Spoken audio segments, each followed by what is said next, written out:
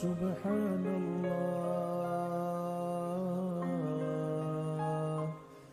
Alhamdulillah,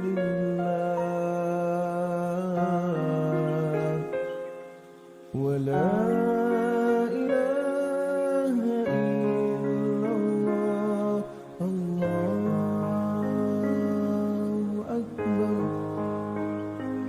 Subhanallah,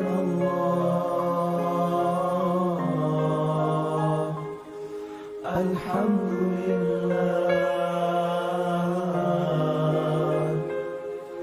wa la ilaha illallah, Allahu Akbar. Subhanallah,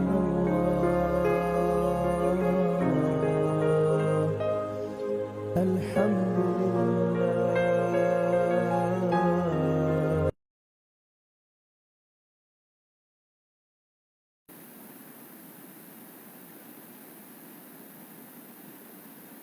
Tapi syukur alhamdulillah doktor, ramai apa ni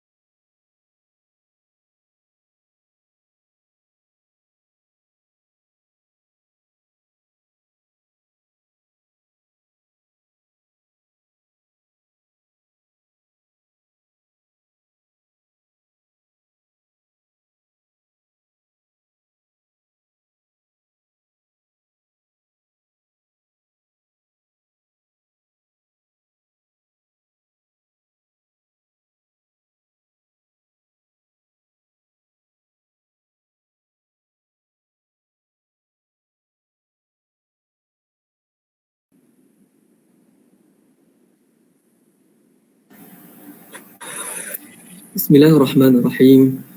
Assalamualaikum warahmatullahi taala wabarakatuh.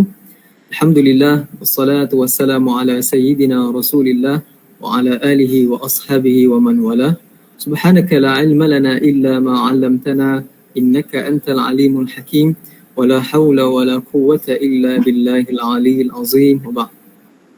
Alhamdulillah, bersyukur kita kehadrat Allah Subhanahu wa taala kerana kita diberi kesempatan lagi pada petang ini, dan ini merupakan kuliah bicara tasawuf seri ketiga atau episod yang ketiga, yang mana kita berlangsung sejak daripada 2 minggu lepas, iaitu pada 3 hari bulan, 10 hari bulan, 17 dan hari ini 24 hari bulan. Dan insya-Allah seperti yang sudah kita maklumkan di dalam poster ataupun kuliah-kuliah sebelum ini, kita akan membahaskan cebisan yang kita nak bahaskan tentang kitab Tanwirul Qulub bahagian tasawuf. Semuanya mungkin tidak berkesempatan, akan tetapi biarlah ini menjadi sebagai satu pembukaan untuk kita mengkaji kitab-kitab para ulama.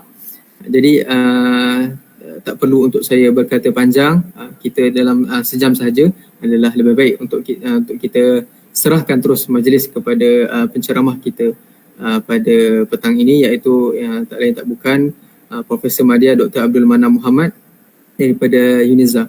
Jadi tanpa membuang masa, saya menjemput Al-Fadil Doktor untuk meneruskan majlis. Falyatafaddal mashkuran ma'juran. A'udzubillahi minasyaitonir rajim. Bismillahirrahmanirrahim. Alhamdulillahi rabbil alamin. Wa bihi nasta'in. Allahumma salli ala sayyidina Muhammadin nabiyil ummi wa ala alihi wa sahbihi wa sallim. Rabbi shrah li sadri wa yassir li amri wahlul 'uqdatam min lisani yafqahu qawli. Wa la hawla wa la quwwata illa billahil aliyyil azim, amma ba'du. Alhamdulillah wa syukrulillah. Kita bersyukur kehadrat Allah Subhanahu wa taala yang telah mengurniakan kepada kita nikmat-nikmat yang banyak. Mudah-mudahan segala nikmat-nikmat itu sentiasa dikurniakan kepada kita dan dijadikan kita orang yang bersyukur. Dan dengan sebab syukur, mudah-mudahan Allah Taala mengekalkan dan menambahkan lagi kepada kita nikmat-nikmatnya yang lain. Baik, insyaAllah pada kali ini kita akan sambung pengajian kitab Tanwirul Qulub yang telah diterjemah ke dalam bahasa Indonesia, yang mirip dengan bahasa kita, bahasa Malaysia ni. Iaitu kita masih lagi pada pada mukadimah bahagian.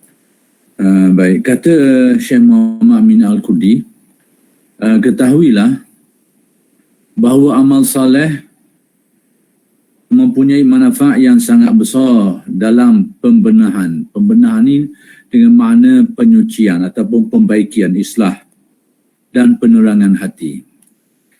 Jadi dari sudut pandang ulama tasawuf, amalan-amalan baik yang kita buat ni, amalan-amalan soleh yang kita lakukan ini bukan saja diganjari atau dijanjikan ganjaran yang baik di akhirat nanti oleh Allah Subhanahu wa taala, yang akan kita terima balasannya itu di akhirat nanti, tetapi kesannya juga berlaku di dunia ini, terutamanya dari aspek kejiwaan manusia ini. Jadi kesan amalan-amalan soleh ni kepada manusia dalam kehidupan ini berlaku dalam banyak bentuk lah.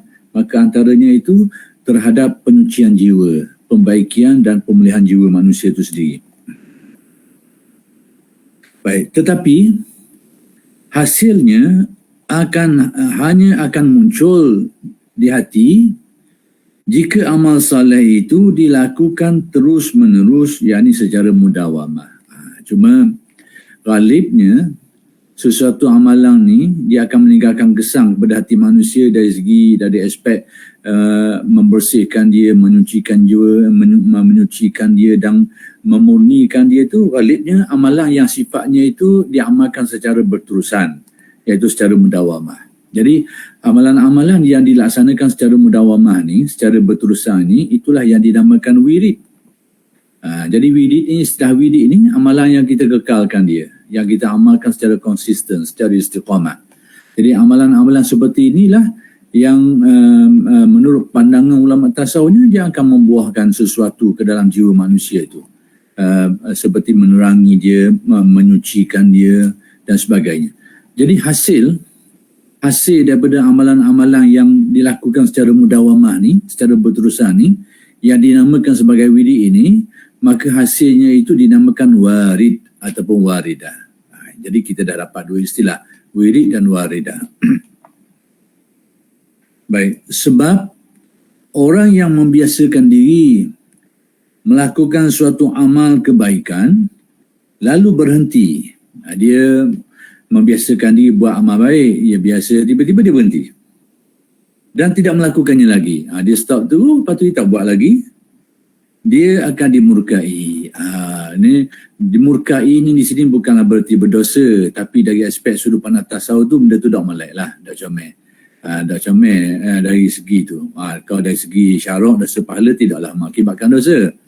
Cuma dari segi sudut pandangan tasawuf tu, benda tu dikira amalan yang tidak baik, yang buruk bagi seseorang itu. Baik, oleh kerana itu Rasulullah SAW bersabda yang bermaksud amal yang paling dicintai oleh Allah, yang paling disukai oleh Allah Subhanahu Wa Taala adalah amal yang paling terus-menerus pelaksanaannya, meskipun amal itu hanya sedikit. Kalau teks Arabnya yang menyebut tentang perkara ini, amalan yang paling disukai oleh Allah ni adwamuha wa in qalla, adalah merupakan amalan-amalan yang sifatnya adwam ni berterusan, berlarutan, istiqamah. Wa in qalla, sekali amalan tu sikit, sikit amalan tu taklah banyak mana, tetapi dia dilakukan secara istiqamah, berlarut-larutan, bersambung-sambung, yang kita sebut istiqamah tadilah.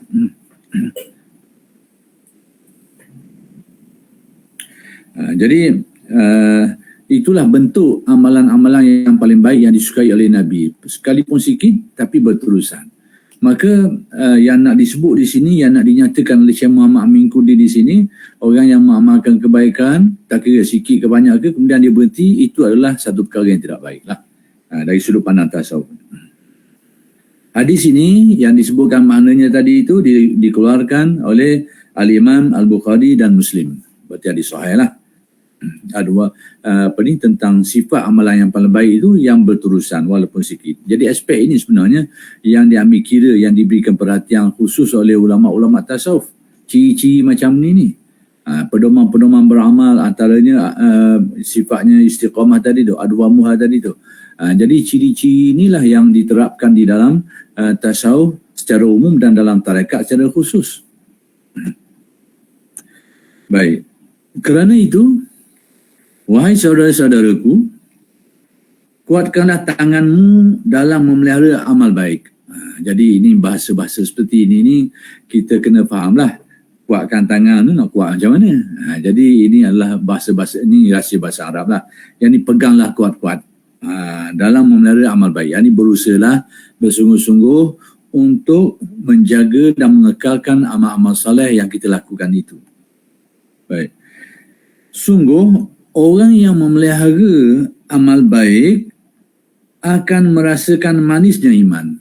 Antara kesan orang yang beramal soleh ni, melakukan kebaikan dan kebajikan ni dan melakukannya dengan secara istiqamah, berlarut-larutan atau berterusan ni, antara kesannya dia ada kesan pada iman manusia.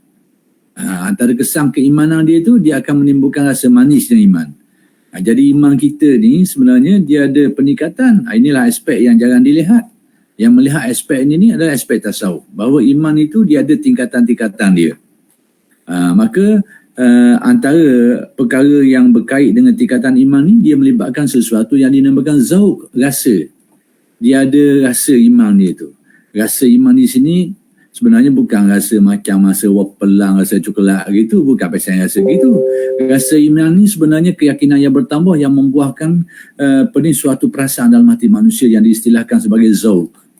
Kadang-kadang orang dah ahli tasawuf duk cakap masalah rasa zauq ni, ambil mana dalil dia? Jadi ternyata bahawa perkara-perkara seperti ini kita boleh tengok banyak dalam ada dalil-dalil dan sumber-sumber yang dirojok, yang dijadikan dalil oleh ulama-ulama tasawuf. Antaranya, saya hari ini saya terpaksa sebut banyak dalil-dalil sikit lah. Sebab hari ini banyak orang soal. Punca saya tak boleh nak nafikan jugalah. Antara puncanya kerana salah satu bentuk penulisan lah. Hari ini kita tengok kitab-kitab yang beredar ataupun yang tersebar dalam masyarakat kita ni, kitab-kitab yang menyebut tentang intipati sesuatu ilmu tu. Tanpa menyebut dalil-dalil. Tujuan ulama-ulama menulis dalam bentuk macam tu sebenarnya untuk memudahkan kita supaya pengajian kita tak panjang, supaya kita mudah menghadamkan sesuatu yang nak disampaikan itu. Kalau kita baca sekali dengan dalil dia tu akan jadi panjang, masa panjang kita pun jadi pening. Jadi setengah ulama tu nak memudahkan kita, maka dibuang dalil-dalil. Seperti kita Al-Hikam tu. Pendek, dalil-dalil banyak yang tidak disebut di situ. Tujuan supaya memudahkan kita. Tapi bila keadaan berlaku di zaman sekarang ni, timbul masalah lain pula. Orang terutamanya bila timbul slogan, mana dalil? Mana keadaan dalil dia? Mana ayatnya? Mana hadisnya? Timbul masalah pula. Maka alim ulama kita susah payah pula kena gali semula, kena cari semula kitab-kitab yang lebih besar yang ada disebut dalam tu dalil-dalil dia tu. Jadi itu sebenarnya suatu perkembangan ilmiah lah, perkembangan ilmu pada hari ini. Baik, tentang zauq ni sebagai contoh. Dikatakan di sini manisnya iman. Manis itu zauq. Jadi zauq ini salah satu elemen yang menjadikan iman manusia itu semakin kuat, semakin teguh, dan dia merupakan penanda aras kepada hidupnya iman itu, meningkatnya iman. Maka antara dalil yang disebut oleh ulama-ulama tasawuf yang tentang perkara ini seperti hadis Nabi, zaqa ta'mal imani man radiya billahi rabban, akan merasai kenikmatan iman ni, kemanisan iman ni orang yang redha man radiya billahi rabban, orang yang redha Allah Ta'ala itu sebagai Tuhannya. Redha ni dalam istilah tasawuf dia merupakan suatu tahapan jiwa manusia, prestasi kepada kesucian jiwa manusia itu. Maka antara prestasi yang baik dalam kejiwaan manusia ni dia mencapai tahap redha. Kita ni kadang mengaji tasawuf, kita buat setara belaka, syukur, qanaah, faqih, zuhur, redha. Kalau kita buka buku akhlak pun gitu kok. Dia tak setara, searah je. Itu pengajian ilmu. Tapi penghayatannya tak macam tu. Mungkin kita belajar redha dulu sekali, tapi hak tu lah hak payah kali nak boleh. Atau ujung sekali kita nak capai. Jadi penghayatan dia tu, maka disiplin ilmunya tu ilmu tasawuf dan tarekat. Jadi ternyata redha ni suatu tahapan yang tersendiri dalam kalau dalam istilah tasawuf dipanggil maqam lah, tahapan dia. Maqam-maqam ni sebenarnya merujuk kepada tahap kesucian jiwa, tahap kejernihan hati manusia. Kalau kita tengok dari segi aspek kebersihan hati itu, ataupun dia merupakan tahap tingkatan ketauhidan dia. Kalau kita tengok dari aspek tingkatan-tingkatan tauhidnya, tengoklah aspek mana kita tengok. Jadi dia akan satu berada pada satu tahap yang dinamakan redha. Dari segi aspek redha ni, satu perasaan orang merasa senang dengan apa yang berlaku, yang ditakdirkan. Susah ke berlaku, senang ke apa, hatinya rasa senang. Itu satu perasaan dan tidak mudah untuk kita pulih perasaan tu. Dan siapa yang dapat tu, dia adalah semacam penanda arah lah kepada tahap kesucian jiwa dia tu. Dan redha tu pula kalau kita nak tengok dari aspek lain, dia adalah merupakan keteguhan tauhid dia tu. Mari perasaan tu apabila pandangan hati dia itu memandang secara tajam dan mendalam tentang apa yang berlaku ni dengan takdir Allah. Dipanggil tauhid af'al, apa yang berlaku dengan kehendak dia, perbuatan dia. Jadi semua itu menjadi pandangan batin dia. Dan dia tahu apa yang berlaku tu, di sebaliknya ada hikmahnya, ada rahmahnya. Jadi pandangan inilah yang menjadikan seseorang tu menerima apa yang berlaku tu senang atau susah dan kadang redha. Itu saya nak jelaskan sikit dari aspek tu lah. Jadi nak kabarnya, bahagian rasa ni, rasa yang dimasukkan tu sebenarnya adalah merupakan suatu yang dirasakan dalam hati, hasil daripada bertambahnya keyakinan seseorang terhadap akidah-akidah tauhidnya tu. Bila hatinya pandang kepada apa yang berlaku itu dengan ketentuan Allah dan apa yang berlaku tu ada rahmat dia selapang, senang. Itu zauqnya. Jadi perasaan itu yang dinamakan zauq, kemanisannya. Orang lain penipala, serabut, jadi takut, gelisah, dia duk. Bahkan kena molek dia boleh suka. Tengah-tengah orang sedih, orang takut, molek ada senyum je dia. Kadang-kadang. Jadi itu suatu keadaan yang mereka rasai, yang dilemparkan Allah ke dalam hati, hasil daripada pandangan-pandangan tauhid tu. Jadi merasa kalau amalan soleh ni bila dibuat secara istiqamah ni, antara buah dia, antara hasil, dia akan merasai kemanisan iman. Dia akan rasa iman dia tu berharga, bernilai. Dia akan membuahkan satu rasa kelapangan, keyakinan, kegembiraan dan sebagainya di dalam hatinya tu. Baik. Dan iman akan menyatu dalam hatinya. Maksud menyatu ni, iman tu akan jadi sebati dengan diri dia. Keyakinan dia itu sesuatu yang kata orang meresap dalam lubuk perasaan dia tu, hati dia. Ingatan-ingatan dia terhadap makna-makna ketuhanan Allah itu sudah menjadi semacam diri dia, sebati dengan diri dia. Kita sekarang ingatan kita itu ada dalam ingatan kita, tapi kita lupa, ghaflah. Kita banyak lupa, bukan kita tak ada keyakinan tu, tapi ghaflah. Maksudnya keyakinan kita tu belum sebati dengan diri kita. Sebati ni, apa-apa yang berlaku pun, itulah yang menjadi perasaan, ingatan dia dan perasaan dia. Itu maksudnya. Jadi kalau bandingan komputer kau, iman kita hari ni, program itu dalam komputer, tapi switch kita tak buka. Jadi program itu duduk dalam, bukan kata tak ada program, ada program dalam tu, tapi dah hidup. Dah hidup. Tapi kalau program itu hidup, kita buka switch, program itu jalan. Hidup semua. Berfungsi semua. Itu bandingan dia. Yang dia maksudkan di sini, bahawa iman itu akan menyatu dalam hatinya. Yang ini akan meresap dalam hatinya, akan teguh dalam hatinya, akan sebati dengan dirinya. Keyakinan dia itu jadi menjadi suatu cita rasa hati dia. Terikat dengan dia. Maksud dia ni memang secara berlarutang tu sentiasa ingat pada hakikat-hakikat iman itu. Dan merasai kebenaran dia. Baik. Akan menyatu dalam hatinya dengan sempurna. Itu. Jadi semua ni marinya dari mana ni? Mari daripada kesang amal-amal soleh yang diamalkan secara istiqamah, secara berlarutan, secara berterusan. Dia akan membuahkan sesuatu di dalam hati manusia. Saya katakan tadi bahawa amal soleh ni dia ada kesan di akhirat, dia ada kesan di dunia ni.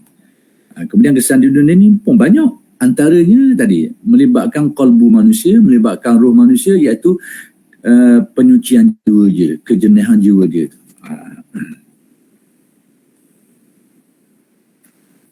Baik.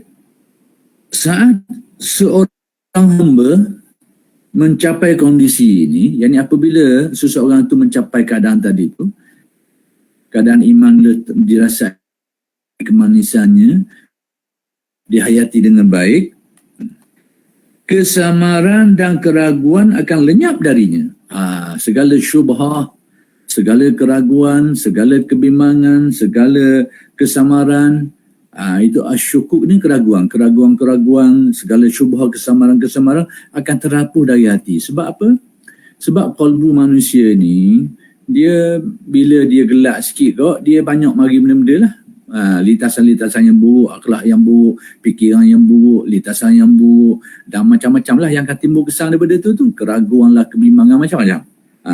Ragu dengan ragu kita, keyakinan kita terganggu, tergugat. Bukan berarti batal keyakinan kita, tapi dia tergugat. Kita akan pertahankan dengan tasdik kita tu. Kita kata dah Allah Ta'ala tu ada, tak kena dia mari litasan-litasan tu. Itu tidak membatalkan iman kita, tetapi dia mengganggu kita, mengganggu fikiran kita, mengganggu perasaan kita. Kadang-kadang saya menemui ada aduan-aduan yang dibuat yang dia tak dapat nak bezakan benda tadi tu. Jadi bila lintasan mari, seolah mari, ini sebenarnya ada kaitan dengan gangguan lah.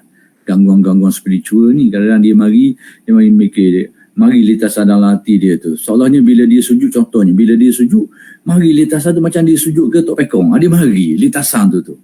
Dia tak mahu, dia tolak juga. Dia kata dah macam mana batal dah. Dah. Tu saya kata bahawa antara keyakinan dengan khawatir tu lain. Keyakinan tu yang menjadi pegangan kita, yang kita tanamkan dalam hati, yang tasdik dalam hati tu, hak tadi tu mari ganggu tu litasan. Mari kita nak rokok, yang mari litasan tu. Mari litasan gangguan lah sebenarnya. Seolah macam kita sedang rokok kepada Tok Pekong lah, macam-macam. Jadi setengah tu menyebabkan setengah orang tu dia takut nak sembahyang. Sebab bila dia sujud, dia rasa macam mari datang dia sujud ke sesuatu benda. Ini ketahuilah bahawa semua ini adalah satu bentuk gangguan. Dia bukan sesuatu yang akan membatalkan iman dia. Sebab iman tu bergantung kepada keyakinan yang dinamakan tasdik itu. Mari lintasan tu adalah khawatir, lintasan-lintasan hati dia. Tapi dia mengganggulah.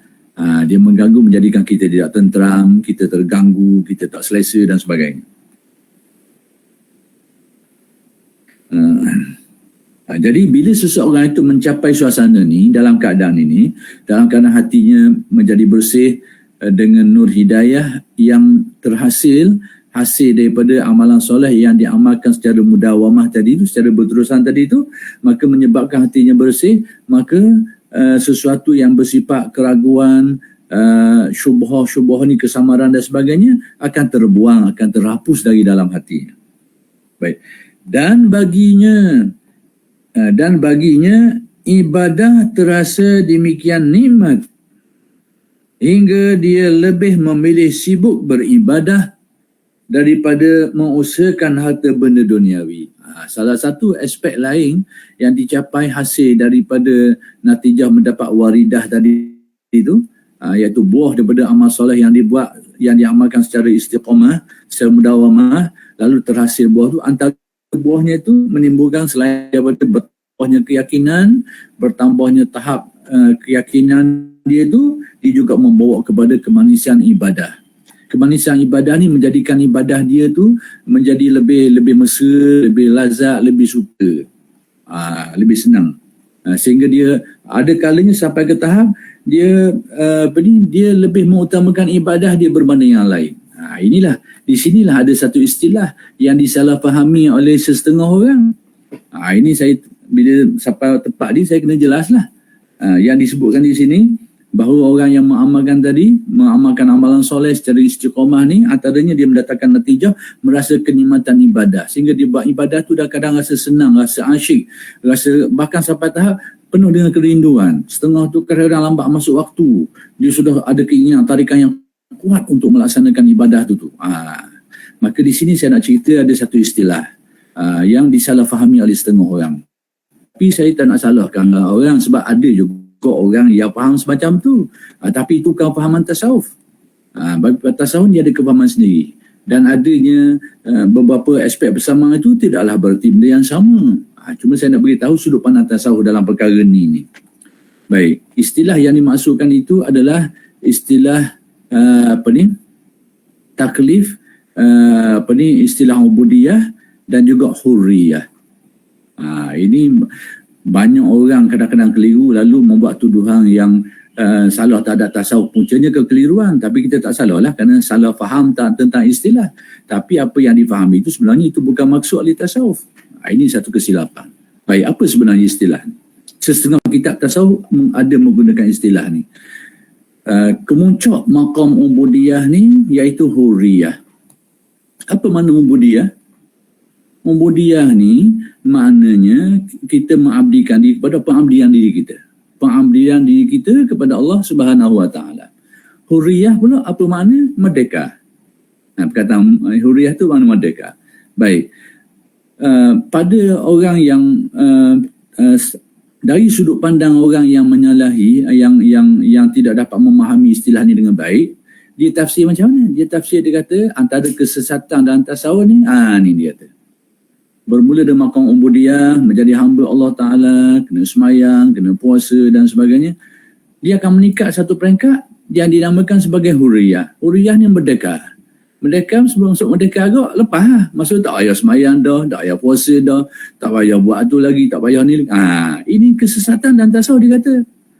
Memanglah kalau kita tafsir macam tu memang sesat lah. Tapi seperti itukah yang dimaksudkan dalam tasawuf? Dua benda yang berbeza. Kalau faham macam tadi memang sesat. Tanyalah ahli tasawuf mana pun, orang yang kaji tasawuf ke, orang yang mengamalkannya, yang ikut yang sahih lah, tetap dia akan katakan kefahaman tadi sesat.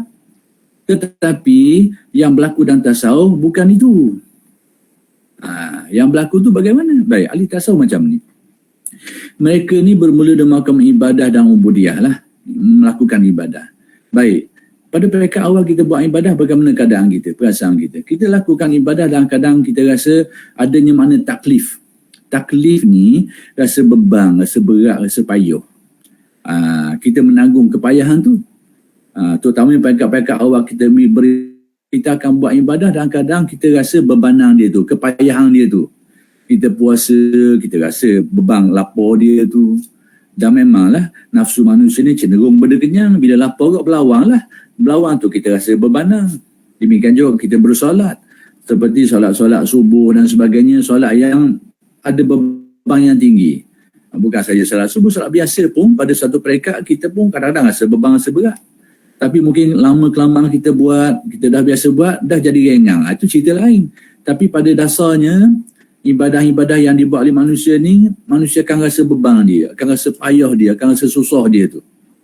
Dipanggil taklif. Sebab tu hukum ni disebut ahkam at-taklifiyah. Hukum taklif. Sebab apa? Dia ada makna bebanan dia tu, payah dia tu. Susah. Dia buat tapi kadang-kadang dia tanggung payah. Dan itu berbezalah kadang antara seseorang dan seseorang. Ada orang kadang-kadang rasa tersangat berat. Sebab tu jadi payah. Nak semayang pun payah, nak puasa pun payah, tersangat berat. Ada orang sederhana, beban dia tu, dia rasa perasaan dia, mungkin jiwa dia baik sikit. Ada orang ringan sikit lagi. Ada orang setengah ibadah, mudah dia buat. Setengah ibadah lain, payah dia buat. Semayang, dia rajin. Tapi puasa berat nenang. Berlaku kadang-kadang. Kadang-kadang berlaku terbalik. Puasa je mudah buat, rajin puasa. Semayang, mula berat, payah je. Setengah orang semayang dia mudah, puasa mudah. Zakat payah. Ni mari macam-macam. Ataupun sedekah dia payah, dia berat je tangannya. Jadi taklif tu tetap ada, cuma berbeza keadaan. Jadi ini ubudiyah. Sebab itu hukum itu dinamakan al-ahkam at-taklifiyah. Dan taslim, orang-orang yang bermujahadah, wallazina jahadu fina lanahdiyannahum subulana, orang yang bermujahadah perjalanan kami akan tunjukkan hidayah akan kurniakan jalan-jalan kami itu. Natijah dia ada hasil dia, hujung dia tu. Kalau dia mengamalkan suatu amalan yang soleh secara istiqamah, secara bersungguh-sungguh, ghalibnya dia akan menatijahkan. Yang saya sebutkan tadi lah, wiridnya itu dia akan membuahkan warid. Baik. Pada peringkat ubudiyah ni dia akan rasa beban, payah dibuat. Di satu peringkat bila dia berusaha, insya-Allah bila dikurniakan Allah, dia akan mencapai sesuatu maqam yang dalam tasawuf disebut hurriyah. Hurriyah ni maksud merdeka ni bukan berarti gugur kewajipan tu. Itu salah faham. Bukan gugur kewajipan sehingga tiba-tiba semayang, tiba-tiba tak payah semayang dah. Kalau dulu puasa, patut tak payah puasa. Bukan itu. Maksud hurriyah ni, kalau dulu ubudiyah kita buat dan kadang kita rasa malah, berat, beban, nebeng, terpaksa. Pada makom hurriyah ni kita buat dengan penuh kerinduan, penuh kegembiraan, penuh kesukaan. Jadi kalau dulu kita terpaksa tanggung tapi kita buat jugalah sebab kewajipan, tebenglah buat. Tapi pada waktu hurriyah tu, kata orang, lambat je sikit panggilan tu. Dia sendiri yang berkeinginan, kemahuan. Bahkan dia penuh dengan kemahuan, kesukaan. Dalam ibadah dia tu penuh kelazatan. Itu maksud hurriyah dan tasawuf. Zawalul kulfah, hilang rasa beban tu. Bukan zawalul wajibat, bukan hilang kewajipan tu. Jadi di sini berlaku salah faham. Tapi kita tak nak salahkan lah. Sebab apa? Sebab salah faham. Ataupun memang tidak dinafikan ada sekelompok ahli-ahli kebatinan dalam masyarakat kita ni yang memang pakai buah tu. Jadi kita tak kata apalah, memang berlaku sungguh, saya tak nafi. Itu kelompok kebatinan. Tapi dalam tasawuf bukan itu dia dimaksudkan. Baik. Saya terpaksa detail sikit persoalan ini sebab berlaku banyak perkara. Saya nak jelaskan. Mungkin orang tanya, dah mari mana dalil benda begini ni? Mana sandaran-sandaran yang boleh dipakai dalam perkara ni? Baik. Tentang masalah hurriyah ni, makam hurriyah dan tasawuf ni, yang maksud dia tu orang hilang rasa beban, bahkan dibuat dengan rasa kemahuan, keinginan, kesungguhan. Sehingga ibadah yang dibuat tu kadang-kadang sampai tahap kita rasa kita tak mampu nak buat. Sebab apa dia boleh buat macam tu? Kerana tadilah dia buat dengan penuh keasyikan, dia penuh kenikmatan. Baik, Imam Syafi'i dia khatam Quran sekali sehari, bulan Ramadan 2 kali sehari. Dia buat ni bukan sehari, bukan setahun, bukan 10 tahun. Berpanjangan. Agaknya orang macam mana boleh buat gini? Kemudian kita dengar juga kisah-kisah Al-Junaid semayang sunat 1000 kali, 1000 rakaat setiap hari. Berterusan, agaknya orang jenis mana yang boleh amal macam ni? Sampai 1000 kali setiap hari ni sampai dia mati. Setengah mereka ni ada yang banyak dalam periwayatan, termasuklah kisah Syekh Abdul Qadir dan sebagainya. Mereka ni berpuluh-puluh tahun, sampai dikatakan hampa ada yang 40 tahun dan sebagainya. Mereka ni solat subuh dengan wuduk solat isyak. Bukan semalam, bukan sebulan, bukan setahun, berpuluh-puluh tahun. Agaknya orang pasal mana yang boleh buat gini ni, yang boleh start. Sudah tentu dia buat itu dengan ada rahsia dia. Dia penuh keinginan, kemahuan, keasyikan yang kita mungkin tak dapat benda tu. Sebab tu kita boleh nak buat. Perkara-perkara macam ni disebut ehwal dalam tasawuf. Baik, mana dalil? Dari dalil yang boleh menyokong benda-benda macam ni. Pertama sekali, kita akan dengar hadis Nabi. Baik, ketika Nabi nak suruh Bilal mengiqamahkan solat, apa kata Nabi? Apa sabda Nabi? Arihna biha ya Bilal. Arihna biha ya Bilal. Rehatkanlah kami dengan solat itu wahai Bilal. Jadi rupa-rupanya di sini memberi faham, dan itulah yang dipahami oleh ulama tasawuf, bahawa Nabi mendapat kerehatan hati dia, ketenteraman hatinya, kenikmatan hatinya dalam sembahyang. Yang mana pada kita itu adalah satu beban, satu taklif, satu benda yang menyusahkan, satu benda yang kita rasa kepayahan dia itu. Tapi rupanya Nabi arihna, satu kerehatan, sehingga Nabi bila nak suruh bila mengiqamatkan sembahyang tu, Nabi guna takbir tu, arihna biha, rehatkanlah kami dengan solat itu hai Bilal. Nak kabarnya dalam sembahyang yang pada kita tu mungkin kita rasa payah nak buat dan sebagainya, Nabi itulah tempat kerehatan Nabi, tempat kegembiraan Nabi. Baik, demikian juga kita dengar hadis Nabi yang lain. Apa yang hadis Nabi yang lain pula, apa kata Nabi? Wa ju'ilat qurratu aini fi shalah. Apa arti hadis? Dan dijadikan qurratu aini. Qurratu aini ni kegembiraan hatiku, kelapangan, keasyikan, kesukaan, kenikmatan hatiku tu di mana? Fi shalah, dalam sembahyang. Jadi itu yang mereka maksudkan, bahawa ibadah-ibadah yang kita buat ni, peringkat kita ni kita rasa payah, itu makam ubudiyah. Tapi bila kita berjaya menyucikan hati, dia akan bertukar wajah nafsu kita tu sehingga jadi suka, jadi asyik, bahkan penuh kenikmatan. Itu huriyah dalam istilah tasawuf. Bukan dengan makna jadi wajib, jadi tak wajib. Itu kefahaman yang salah, dan saya tak nafikan ada kefahaman itu bukan tasawuf, itu adalah kebatinan. Baik.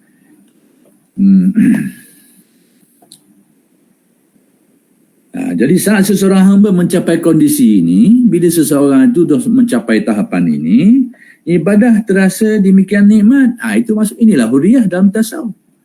Penuh kenikmatan, penuh kegembiraan. Dan kita sendiri dengar macam mana sahabat. Sehingga ada periwayatan menyebut apabila ada disebut dalam beberapa rujukan tu, kalau kita nak cabut pedang yang mengenai pada sahabat tu, cari waktu dia sembahyang. Sebab apa? Masa tu dia tak ingat benda dah. Bila dia tertumpu hatinya kepada Allah, dia melupakan yang lain. Jadi seolahnya masa sembahyang tu, kalau apa-apa yang berlaku pada dia, cabut panah dia, pada tu dia tidak akan merasainya. Kenapa? Kerana mendalamnya cita rasa, pandangan batin mereka terhadap Allah dalam ibadah-ibadah yang mereka buat. Semua itu merupakan elemen-elemen huriyah tadi tu. Merdeka tu jiwa yang sudah mencapai keasyikan, mencapai kenikmatan dalam hubungan mereka dengan Allah. Jadi sekalipun kita tak sampai macam tu pun, paling tidak kita tahulah ilmu mereka tu. Baik, dan baginya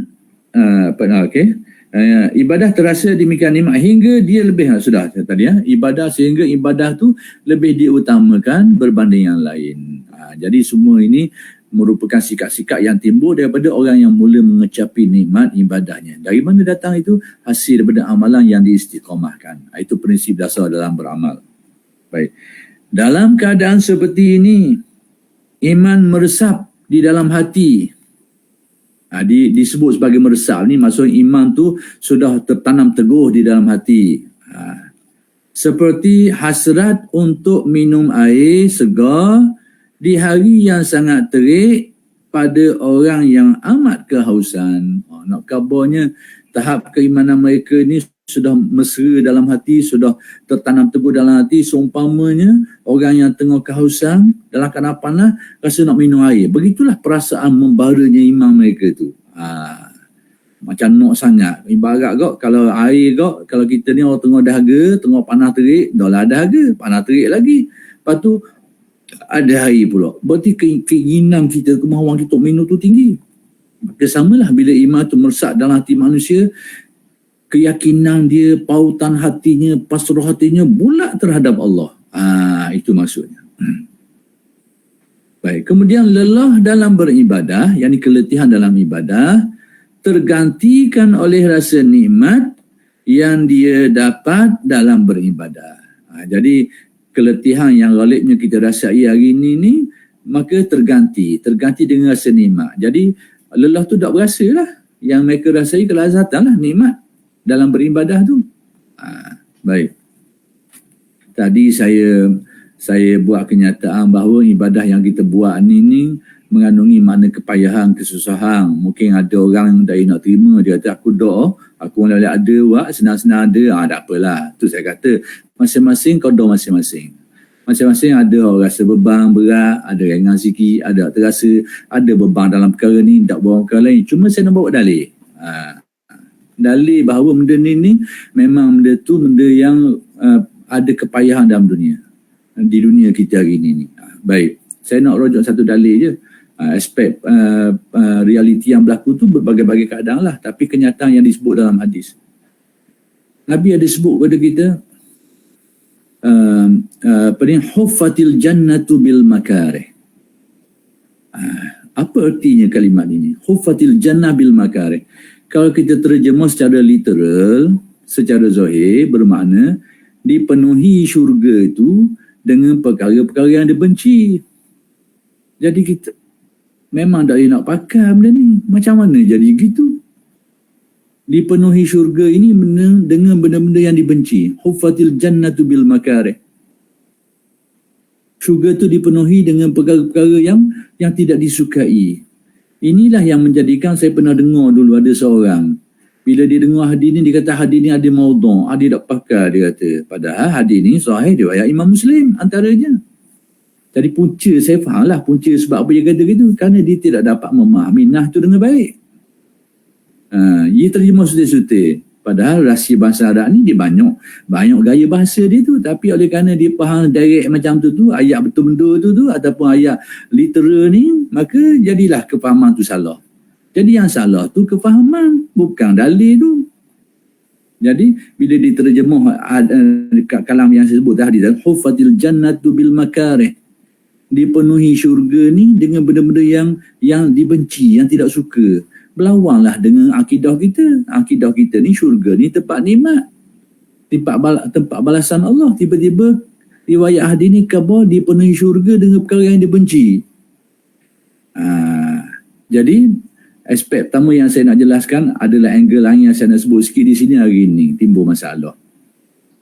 Jadi banyak hari ini tuduhan-tuduhan terutama kepada ahli tasawuf lah, dan ajaran tasawuf itu sebagai sesat. Antara puncanya kerana salah faham macam ni lah. Salah faham. Jadi saya nak beri contoh, tak payah cari jauh lah hadis ni pun. Ini juga membuka ruang kepada keadaan tadi itu. Bila kita terjemah secara literal, dipenuhi syurga dengan perkara-perkara yang dibenci, memang berlawan dengan akidah kita. Sebab akidah kita ni keyakinan syurga itu tempat nikmat, tempat balasan. Tapi kenapa hadis ni? Jadi yang salah tu fahaman kita. Dan apakah salah kefahaman kita tu? Kita nak salahkan hadis tu? Tidak. Kena betul kefahaman kita tu. Jadi kalau begitu apa maksudnya? Huffatil jannatu bil makarih ni bahasa Arab ni dia ada iktibar mustaqbal, ada iktibar fi masabaq dan sebagainya. Itu kaedah balaghah bahasa Arab. Jadi dipenuhi syurga ni dengan apa yang dibenci, kita kena tafsir dia, kena jelaskan dia. Dipenuhi syurga ini dengan sesuatu yang di dunia dulu tu. Di dunia dulu amalan-amalan dia tu memang makarih. Nafsu manusia tak suka. Nafsu manusia rasa payah, beban, berat, payah dan sebagainya. Di dunia dulu. Tapi itulah yang memenuhi syurga. Di dunia dulu amalan tu memang amalan yang membebankan, yang memayahkan, yang memberatkan. tetapi amalan itulah yang akan mendatangkan ganjaran syurga kepada manusia di akhirat. Itu maksud hufatil jannatu bil makarih. Dipenuhi syurga ni dengan perkara yang dibenci. Yakni di syurga itu sendiri dipenuhi dengan sesuatu yang di dunia dulu memang benda itu dibenci oleh nafsu, tidak disukai oleh nafsu manusia, berlawan dengan nafsu manusia. Maka di akhirat balasan dia itu jadi nikmat lah. Kefahaman seperti itu. Jadi ada dua perkara yang secara tidak langsung saya nak beritahu, bahawa kadang-kadang tafsiran yang salah, kita tafsir salah lalu kita hukum benda tu salah, padahal kita yang tafsir salah. Mak itu aspek ni kena lihat tengok juga. Takkanlah bila kita faham secara salah, kita nak tolak hadis tu periwayatannya sahih. Berarti kita kena fahamlah menurut kaedah-kaedah memahaminya itu yang muafakat dengan kaedah-kaedah hukum-hukum akidah kita, hukum-hukum syariah kita dan sebagainya. Ini salah tu. Baik, perkara kedua, ini baru kait dengan bab. Tak maaf saya melencong sikit dari aspek tu. Baik. Perkara kedua ni yang saya nak beritahu di sini, iaitu riwayat itu beritahu bahawa syurga itu dipenuhi dengan sesuatu yang di dunia ini, sebab yang membawa kepada syurga di dunia ini sesuatu yang tidak disukai, makarih. Itu yang saya katakan bahawa dunia hari ini amalan ibadah dan sebagainya kita buat itu ada makna taklif. Jadi orang yang melakukan amalan-amalan tu memang dia akan terasa beban, payah. Cuma oleh kerana dia tahu kewajipan, dia terbayang juga, dia paksa juga kan dia tahu kewajipan, tapi tetap rasa payah, tetap rasa beban, tapi lawang. Cuma tahap kepayahan tu berbeza-beza. Cuma bila Allah Ta'ala bersihkan hati dia, kurniakan kemantapan iman, kedalaman iman, kemudian diberikan kenikmatan ibadah, dia akan tukar jadi huriyah. Hak payah-payah hari itu tu sekarang menjadi penuh kenikmatan, penuh kelazatan. Itu huriyah dalam tasawuf. Baik, bahkan ketaatan itu kemudian menjadi makanan bagi hatinya. Jadi amal ibadah yang dibuat tu seumpama makanan. Apa yang kita faham daripada tamsilan ni, makanan ni pertama sekali mendatangkan kekuatan pada kita. Yang kedua mendatangkan kenikmatan, kelazatan. Kita makan nasi, pertama sekali kederak, boleh kederak. Yang kedua lauk sedap-sedap tu boleh nikmat. Maka dia umpamakan ketaatan tadi, amalan ketaatan, ibadah dan sebagainya tu di suatu peringkat dia akan jadi makanan bagi hati. Maksudnya apa? Amal ibadah yang kita buat tu dia berfungsi macam makanan, iaitu akan memberikan kekuatan pada kalbu kita, bahkan akan memberikan rasa nikmat bagi kalbu kita. Itu maksudnya. Menjadi penenang dan penenteram hatinya. Dia akan membawa kegembiraan, kesukaan, keyakinan dan sebagainya bagi hati manusia. Adalah natijah daripada amal saleh yang ada antara ciri pengamalannya itu mudawamah, iaitu diamalkan secara istiqamah. Baik. Menjadi kenikmatan bagi rohnya, yakni menjadi kesedapan lah, kesukaan bagi ruh orang yang mengamalkan amalan-amalan itu. Jadi semua inilah yang dikatakan dalam istilah yang disebutkan tadi, maqam al-huriyah dalam tasawuf. Baik. Dan dia merasakan nikmat ibadah itu bahkan lebih nikmat daripada kesenangan-kesenangan jasmani. Di suatu peringkat mungkin semakin kuat kenikmatan jiwa dia tu, sehingga dia rasa nikmat yang dia dapat dalam ibadahnya tu, hasil dari ibadahnya tu lebih tinggi, lebih berharga, lebih bernilai daripada kesenangan-kesenangan dan kenikmatan-kenikmatan jasmani yang lain. Di sinilah aspek-aspeknya kenapa timbulnya kata-kata tasawuf tu gila. Jadi saya nak jelaskan sikit aspek tasawuf tu gila. Kadang-kadang orang kita ni banyak keliru dengan perkataan tu. Bila dia baca kitab tasawuf atau dia dengar kalangan tasawuf, orang tasawuf ni orang gila. Jadi dia salah tafsir.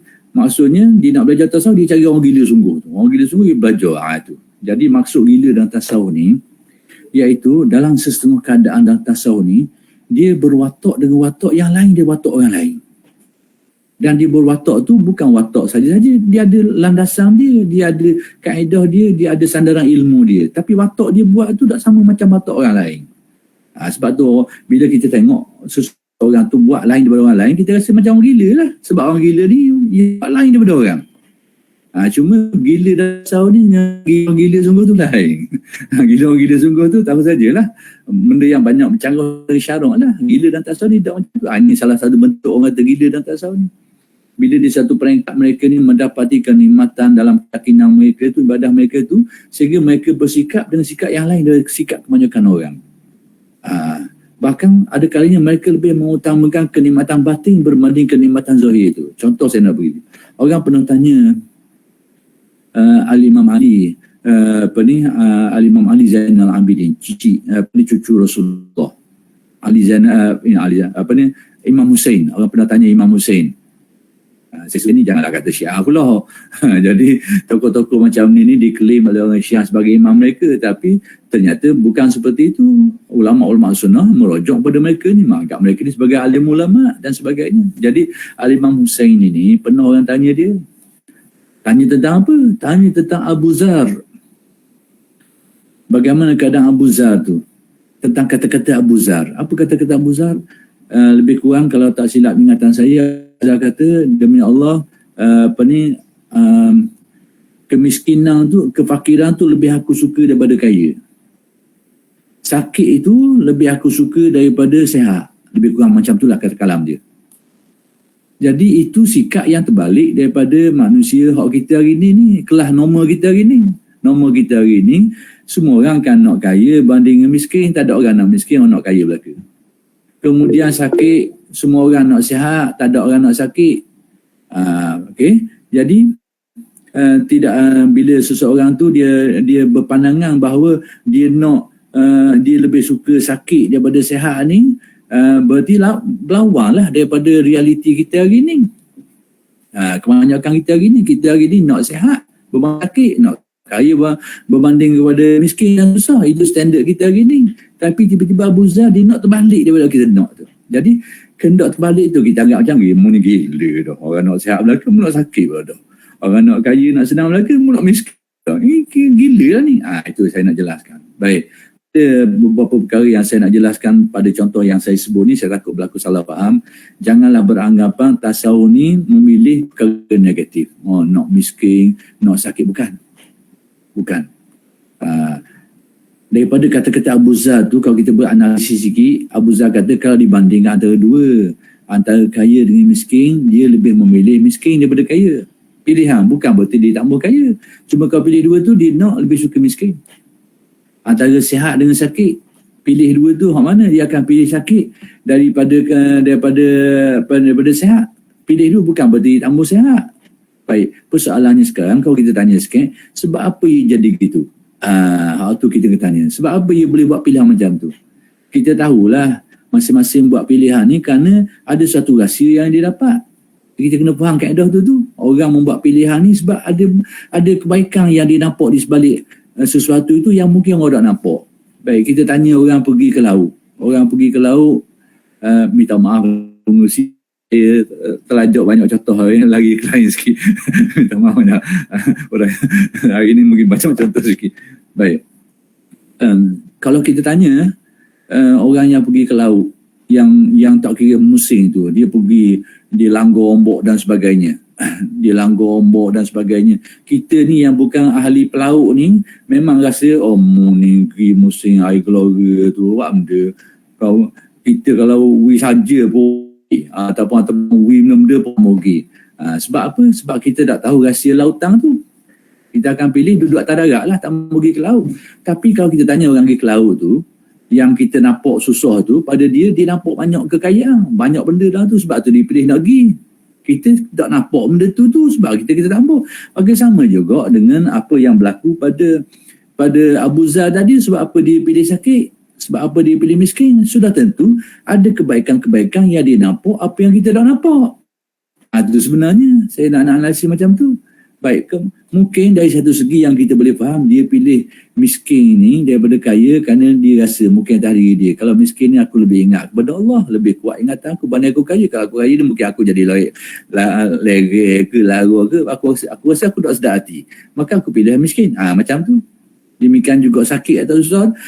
Masa sakit ni barangkali aku lebih ingat kepada Allah, aku lebih berjaga-jaga, aku lebih insaf berbanding aku sihat. Mungkin aku sihat ni aku jadi lupa daratan, aku jadi tak ingat dan sebagainya. Mungkin dia sedar atas diri dia mungkin berlaku macam tu. Itu sebab kenapa dia pilih. Jadi saya jelaskan ni supaya orang tak timbul tumoh yang bukan-bukan. Tasawuf mengajar kita memilih yang negatif. Jangan. Masing-masing sudut pandang tu mesti ada sudut pandang dia. Kenapa dipilih macam tu? Okey, balik berdasar balik. Tak habis lagi kisah. Kenapa pertanyaan tadi? Bila orang tanya saya Sayyidina Husin tentang kata-kata Sayyidina Abu Zar tadi tu, apa komentar daripada Sayyidina Husin? Tengok orang yang arif di komentar macam ni. Dia tak kata salah. Tapi dia nyatakan kedudukannya. Dia kata rahimallahu Abu Zar. Mudah-mudahan Allah Ta'ala pada Abu Zar. Maksudnya apa yang dikata tu tidak disalahkan Sayyidina Husin. Cuma dia kata, tapi di sisi aku, berarti Sayyidina Husin ni memberi alternatif yang memperlihatkan ada keadaan yang berbeza, ada tahapan yang berbeza. Dia tak salahkan direct. Abu Zar tu betul dari sudut pandang dia ataupun dalam keadaan tertentu. Tapi pada aku dia kata bahawa yang lebih baik itu adalah orang yang merasa senang dengan apa yang ditakdirkan Allah. Sama ada sihat ke atau sakit, sama ada kaya ke miskin, dia tetap senang. Kalau kaya pun kayalah, kalau miskin pun miskinlah, kalau sakit pun sakitlah, kalau sihat pun sihatlah. Dia senang dengan apa yang ditetapkan Allah. Itu lebih baik. Itu pandangan Sayyidina Husin, penyelesaian dia. Okey, jadi saya melencong jauh sikit situ, saya nak balik kepada kalam balik lah. Kompak dah kita. Jadi itulah yang saya rasa saya dapat jelaskan pada kuliah kali ini. Kalau dapat saya simpulkan bahawa amalan soleh ni, kalau kita amalkan dia secara istiqamah, secara mudawamah tu, dia ada natijah duniawiyah dia, natijah di dunia ini. Dan natijah dunia ini di banyak bentuk dia, antaranya bersifat ruhaniyah, iaitu mencerahkan hati, membersihkan hati, meningkatkan iman, memantapkan ibadah kita dan mendatangkan kelazatan dalam ibadah kita. Saya rasa itu sajalah yang dapat saya kuliahkan pada kali ini. Nanti insya-Allah pada kali-kali yang akan datang saya akan sambung lagi huraian-huraian yang berkaitan ini. Sekianlah saja dulu. Aku lu qauli hadza wa astaghfirullahalazim li wa lakum. Assalamualaikum warahmatullahi wabarakatuh. Waalaikumsalam warahmatullahi wabarakatuh. Dan terima kasih. Jazakumullah khairul jazak diucapkan kepada Fadilatul Doktor Abdul Mannan Muhammad atas pencerahan berkenaan dengan pengajian kitab kita iaitu Tanwirul Qulub. Dan yang telah dibahaskan oleh doktor sebentar tadi adalah al-mudawamah. Kita beribadat haruslah untuk istiqamah dengan ibadah yang kita lakukan walaupun sedikit, yang pastikan ia berterusan. Dan ilmu tasawuf ni bukanlah mementingkan dengan perbahasan-perbahasan yang bagi saya terlampau tinggi. Yang penting adalah ibadahnya dan maksud yang kita nak capai iaitulah kebersihan hati menuju ke Allah Subhanahu Wa Taala. Jadi sekadar itu sahaja pengajian kita pada petang ini.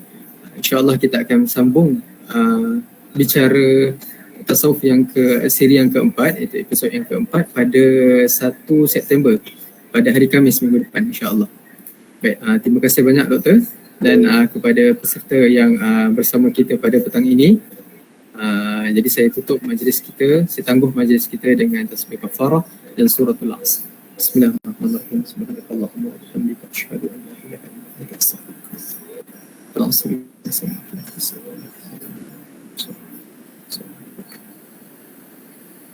Amin amin ya rabbal alamin.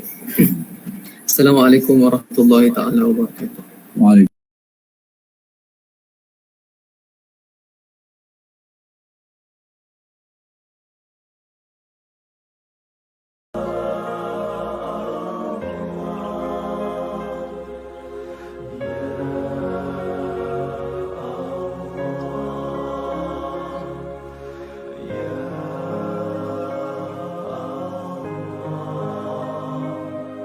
Subhanallah,